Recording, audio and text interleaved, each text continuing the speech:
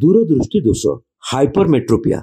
दूरदृष्टि दोषरे मनुष्यर आखि दूर थिबा वस्तुगुड़ी को ठीक भाव देखि पारे, किंतु निकट थिबा वस्तुगुड़ी को स्पष्ट देखि पारे नाही। अर्थात आखिर स्पष्ट दर्शनर सर्वनिम्न दूरता 25 सेंटीमीटर दूरता परिवर्ते आउ टिके दूर होइथाए। जेपरि एही चित्र रे देखाई दिया जाइछि, पाख वस्तुर प्रतिबिंब आखिर रेटिना अथवा मुकुरिकार पछरे तैयारी हुए। दूरदृष्टि दोष हेबार दुईटी संभाव्य कारण अछि। स्वच्छ पटल बा कर्निया एवं लेंस वक्रता ह्रास पाइबा जोगु लेंस अभिसरण शक्ति बा फोकस करिवार शक्ति ह्रास पाए। आखि पिंडुलार आकार परिवर्तन हेतु लेंस एवं मुकुरिका मध्यरे दूरता ह्रास पाए। सठिक फोकस दूरत्व वाला उत्तल लेंस चषमा को व्यवहार करी दूरदृष्टि दोष को ठीक करा जाई परिबो।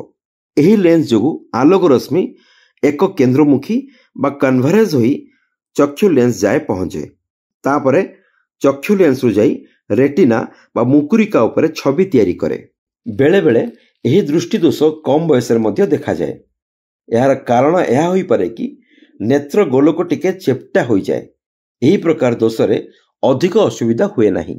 सेथिपाई सठिक जंत्र रे आखिर जांच न करी पिला को दूरदृष्टि दोष अछि बोली आमे जानि पारु नहीं। ठीक समय तार समाधान न हले बड़ हेले पिला को तार चश्मा दे मध्य दृष्टि रे किछि सुधार आसे नाही। उत्तल लेंस रो फोकस दूरता धनात्मक थाए। सेही कारणरू दूरदृष्टि दोष वाला आखि पाई पॉजिटिव पावर वाला चश्मा थाए। आखिर दोष को आधार करी अलगा अलगा पाई उत्तल लेंस रो अलगा अलगा पावर थाए।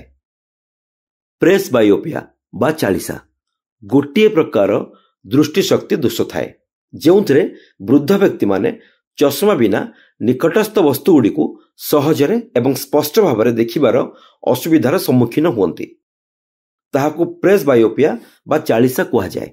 साधारणतः बयस बढ़िबा सह आखिर समायोजन बा फोकसिंग पावर कमी जाए। अर्थात आखिर लेंस रो मांसपेशी गुड़िक लेंस रो फोकल दूरता परिवर्तन करिवार क्षमता हराई थाए।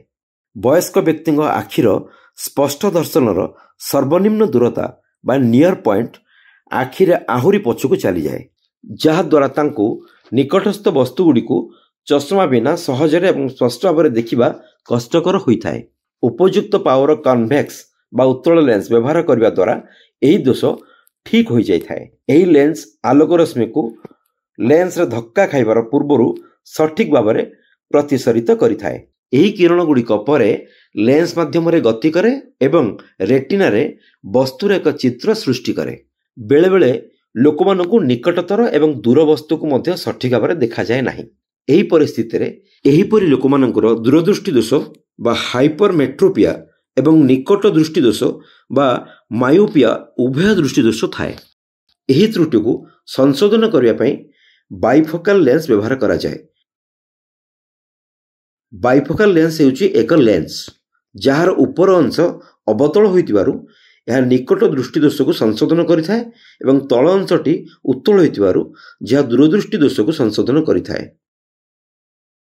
आजिकली एही दोष को संपूर्ण लेंस बा कंटाक्ट लेंस बा अस्त्रोपचार साहाय्य संशोधन करा जाई पारुछि।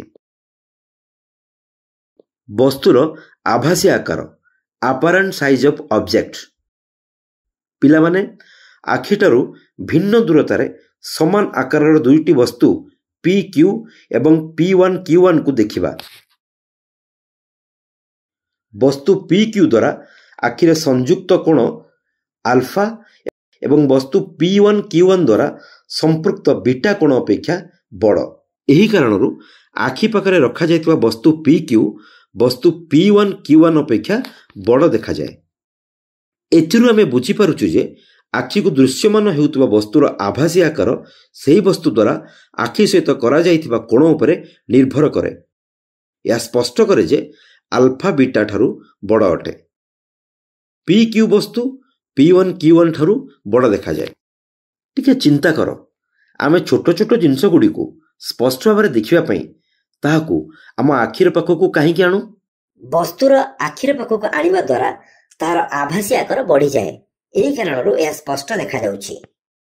ପୂରାପୂରି ଠିକ୍। କୌଣସି ବସ୍ତୁକୁ 25 ସେଣ୍ଟିମିଟରରୁ କମ୍ ଦୂରତାରେ ଆଖିର ନିକଟତରକୁ ଆଣିଲେ ଆଖି ସହିତ ବସ୍ତୁର କୋଣ ବଢ଼ିଲେ ବସ୍ତୁଟି ଅସ୍ପଷ୍ଟ ଦେଖାଯାଏ କାହିଁକି? ନିକଟସ୍ଥ ବସ୍ତୁଗୁଡ଼ିକୁ ଦେଖିବା ବେଳେ ଆଖିର ଲେନ୍ସ ଫୁଲିଯାଏ ଏବଂ ଏହାର ଫୋକାଲ ଦୂରତା କମିଯାଏ। ତେଣୁ ରେଟିନାରେ ବସ୍ତୁର ଏକ ସ୍ୱଚ୍ଛ ଚିତ୍ର ସୃଷ୍ଟି ହୁଏ। ଆଖି ଲେନ୍ସର ଫୋକାଲ ଦୂରତା ଏକ ନିର୍ଦ୍ଦିଷ୍ଟ ଦୂରତା ତଳକୁ ଆଉ କମାଯାଇ ପାରିବ ନାହିଁ। ତେଣୁ ଏକ ସୁସ୍ଥ ଆଖି 25 ସେଣ୍ଟିମିଟର ଠାରୁ କମ୍ ଦୂରରେ ରଖାଯାଇଥିବା ବସ୍ତୁକୁ ସ୍ପଷ୍ଟ ଭାବରେ ଦେଖିପାରେ ନାହିଁ।